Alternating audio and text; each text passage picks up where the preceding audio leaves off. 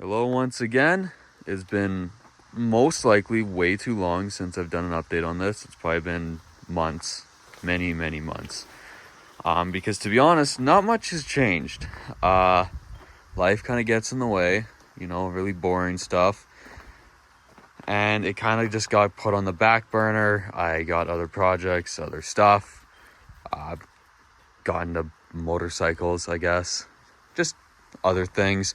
So this is as he sits right now. As you may notice, the deck is completely off of it. Well, the old deck, the big ugly old deck is completely off, and it's got this new deck from another pickup. As you can see, it's storage for random crap now, but hopefully that will change soon. This deck is a bit different. It came off of a Ram. It came off of a second gen Ram 3500. As you can see, it's not actually secured and mounted yet. I just have it mocked up. So these are the main rails supporting the actual deck, and these little pieces of wood, we just used it to sort of get a fitment or a general idea for it. Probably be running some square tubing or something across to bolt down to the frame or weld to the frame to make it permanent. But as you can see, there's other work needs to be done. This deck was actually probably about 3 or 4 feet longer than it actually is now. So we had to cut that front piece off with the big ugly headache rack.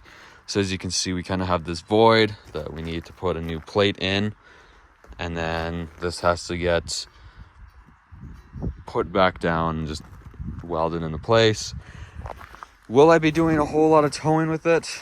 That remains to be seen. And then also, this will probably have to be notched.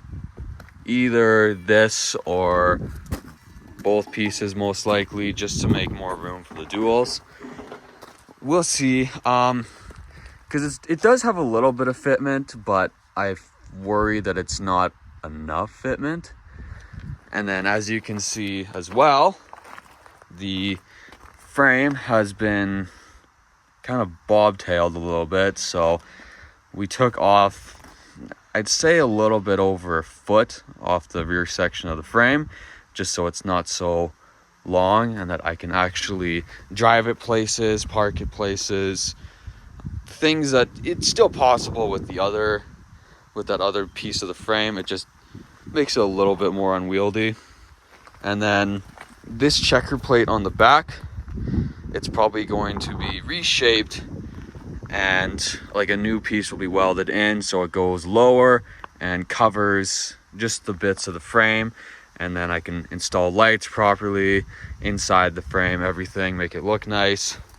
As you can see, she got some extra weight reduction as well, in the form of the cab corners have been just gone.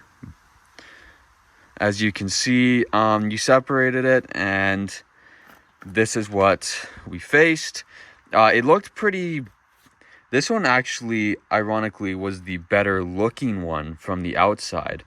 And I don't know if I ever showed it very much on my videos, but if you did take a look, this one actually looked better. The outer sheet metal looked more intact, but once you took it off, it's actually in worse shape. This whole trough kind of disintegrated where it connects. So I'm gonna have to cut all this out. I think this will be solid enough to keep. Just treat it, grind it down to steel. Probably use some undercoating, some paint on the inside, just so hopefully this doesn't happen again. But yeah, as you can see, this is all gone. Now, in some of my earliest videos, I had the red 7374 F100. That one actually still has good metal behind its cab corner, so there's a good chance that I might rob that piece and put it on this, just so that we could say, hey, technically, there's a very small piece of the original truck I started off with. Paint still looks the same. I actually did clean it. I did You know, use one of those rinseless washes on it. It's a little bit smoother. I would not say it's silky smooth, absolutely not, because, well, it's like 50-year-old paint at this rate. But this cab corner is done. As you can see, it's not the greatest welds. I'm probably gonna have to retouch up some of these areas, grind down the welds a bit more, and then probably do hopefully just a skiff of Bondo. These were these reproduction ones, and then I have to do the spot welds back here and down along this as well. These are the reproduction ones I got online. I can't remember where I got them, but as you can see, for reasons unknown, this body line matches up with this cab corner line, but when you line it up, it's got this big lip still, and it's like quite a noticeable difference. It's probably not quite half an inch, but pretty damn close to being half an inch lower than the original steel. So I don't know if that's something that is a common issue or if I just got really crappy ones. So either I'll have to like fold it up or cut it off or just something along that line. And yeah, this is some of the spot welds from the inside. Gonna have to do a little grind work. They got a little rusty. I don't know why. I only did this like a few weeks ago. Unfortunately, like I said, life gets in the way. Boo-hoo, womp womp. Dead spider. But yeah, I've been using a lot of that Pour 15 in the back, just so hopefully it doesn't rust again. As you can tell, the interior is a mess. And other than that, not a whole lot has changed. I can finally get back up into it. I'm not getting sent away for work all the time. Yada yada. Excuses, to be honest, just excuses. But for those who are tuning back in to see it, I'm glad to show you where it's at and hopefully be a little bit more consistent with updates. It does run, it does drive. That's actually the main thing I was going to mention, is that we did manage to clean out the fuel tank.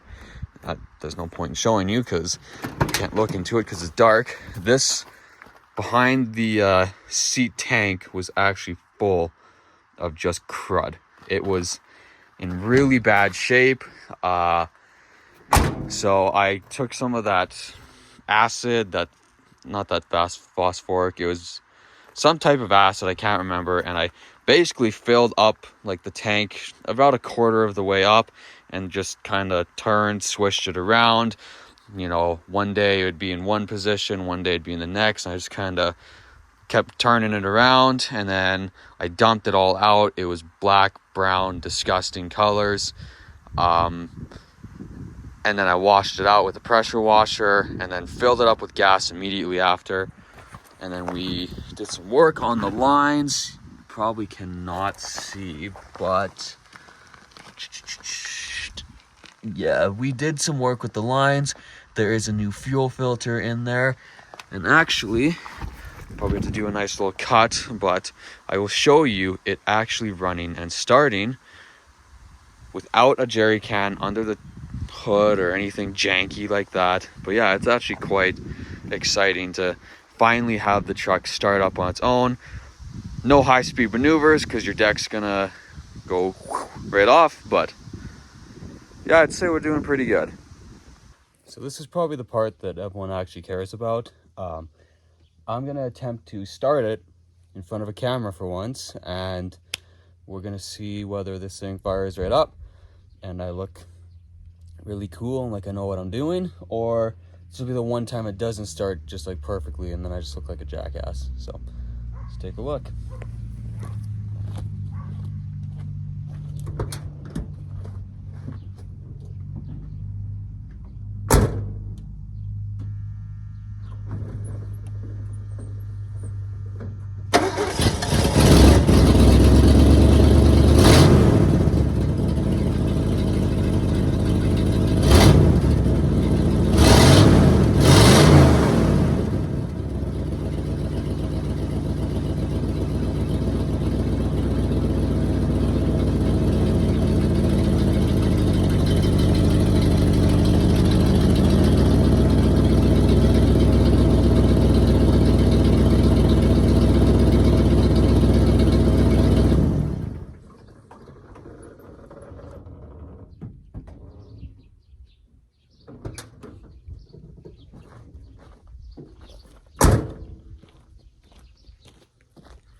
So as you can see, I was not lying. This thing does actually start. I did have it started earlier today, so that was probably why it looked way better than it actually did. But just glad to know that, you know, a couple hours of it sitting doesn't result in, you know, stubbornness, not wanting to work. So that's how it sits for now. That was the whole tour, and it's a very short tour, like 10 minutes long. Just goes to show, hey, when you're young, you either don't have time or you don't have money, and unfortunately I just don't have both. So hopefully very soon though, as things start to wind down, I'll have more time to work on it, and hopefully by next summer or by the end of this summer, we'll be having something that's actually, you know, drivable. Well, more drivable. Anyways, hope you guys have a good rest of your day, and hope you've had a good summer. Bye for now.